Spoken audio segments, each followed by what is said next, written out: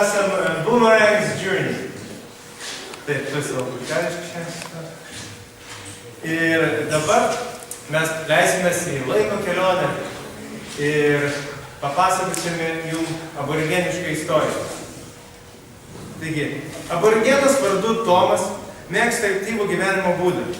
Dažnai rytais jis išeina pabėgioti, tačiau jam ne visada užtenka ryžto. Ne visada užtenka ryžto žuoliai atsikelti ir sutikti dieną. Štai taip atrodo Tomo sportinė veikla. Šis bėga dykumoje, šis bėga pelkėje. Jis nuolatos bėgioja, bet bėgiojimas kaip pats kartais gali užknisti. Į užknis, kartais tikrai užknis. Netakis vadovas.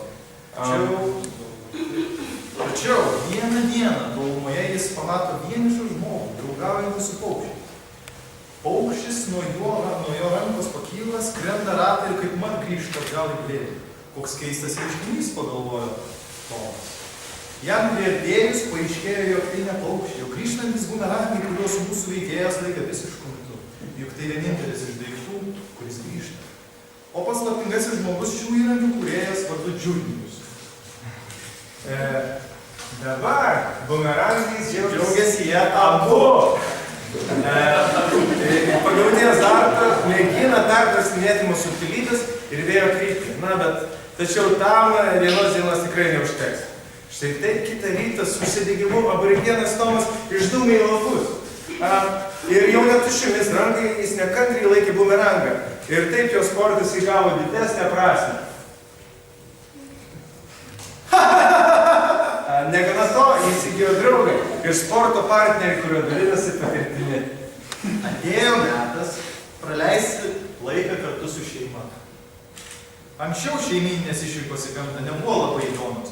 Vaikai erzindavo krokodilus pelkėje, kol Tomas su žmona krapštydavo nosį degindamiesi saulėje. Tačiau po susitikimo su Džiurnijum viskas pasikeitė. Jis bumerangus gamina ne tik suaugusiems, bet ir vaikams. Tai tapo šeimą vienijantis sportas, o mažiai pagaliau atrado saugų žaidimą. Taip ir tęsiasi nesibaigiančios linksmybės, niekas ir nepastebėjo, kaip atėjo naktis. Taip, bet naktis nebuvo priežastis šioms linksmybėms baigtis. Ar jūs nežinojote, kad bumerangus kuo puikiausiai galima mėtyti ir naktį? Dėka Džiurnijaus sukurtų naktinių bumerangų su jonvabalių LED švieselėmis pramoga tęsiasi visą naktį.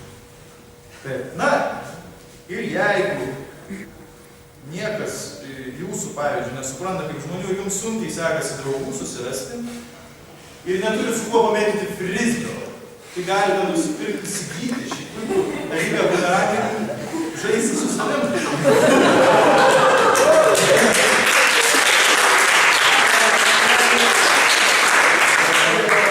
Tai reiktų savęs paklausyti, kaip atrodo jūsų sportas, galbūt iš tikrųjų kartais trūksta to daiktą, kuris jūs ten varom mėti, tavai, nieko, važiuojam dviračiu, važiuojam.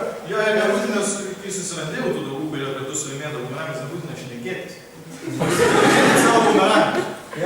Ir dabar mes pristatysime keletą artistiškų savo bumerangų. Ir turėkite omeny, kad kiekvienas modelis turi labai skirtingas skrydžio charakteristikas. Tai gali būti labai žemas skrydis, vos palei žolę. Arba aukštas skrydis ir siauri ratai. Bet gal kažką tau atidai apie medį gali pasakyti? Taip, galiu apie natūralų medį kažką pasakyti. Taip pat gaminame bumerangus iš natūralios šakos. Tas yra labai gera gaminti. Nupjauni šaką, metus ją padžiorini, tada perjūni per pusę ir gamindamas jau tą kvapą, tą visą amžių, kurį, ne amžių, bet panašiai auga ta visa šaka.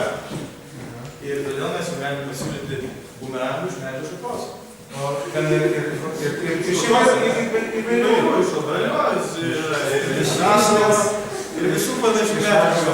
Ąžuolas sunkesnis, bet nuo sunkesnių pereikim prie lengvesnių. Čia mūsų gerimas iš šakos padarytas tenis.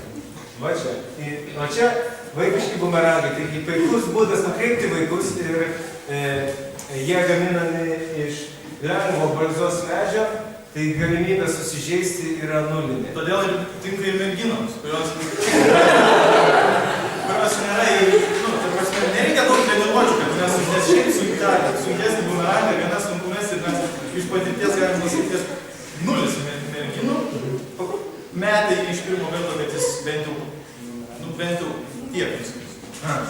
Na ir jau mūsų minėti naktiniai bumerangai, dar vakar per generalinę repeticiją kilo bendrai tokia mintis, kad, jeigu aš tą naktinį bumerangą mėtyčiau dar tada, kai sninga, tai mėtyti žiemą puikus metas.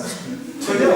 Aš tikrai, kodėl? Nes nebūna žmonių laukuose ir gali savo mėtyti į valias. Nėra nieko patį vasarą mėtyti dieną. Ar bus laisvė mėtyti? Nebus, nes visų bėgioja, ten visi šunis bėgioja ir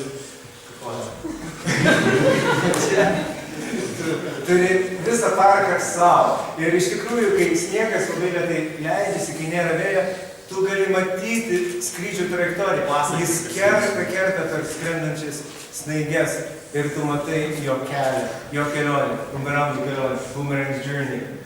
Na, tai jeigu tau patinka medis, ar tu tiesiog nori praskaidrinti savo sportą, tai vadinė dovana, mes jaminsim jūsų palinkėjimą ar... Tai sakydavo. Tiek kiek interjero detalė, tiek eksporto įrankis, tai yra super. Taip, tada dar gali išsirinkti, pas mus žiūrėsi puslapį. Norime tipą, formą, dizainą ir net skrydžio charakteristiką. Sauliau, ar gali ką nors papasakoti apie tokį dalyką, charakteristiką? Klientas sako, aš noriu, kad jis žemai skristų ir darytų didelius atstumus. Tvarkoj. O tu nori, kad tas pats modelis skristų aukštai ir darytų mažą ratą ir taip pat iš viršaus susileistų. Net nepamiršta. Šitokie gali leistis ir ant pirštų nusileisti. Ir aš Šitokie gali. Taigi, užsukite į mūsų svetainę boomerangjourney.com, ten bus naujas video kiekvieną mėnesį mokamasis ar nedidelis. Ir galbūt pajusite aborigeno dvasią.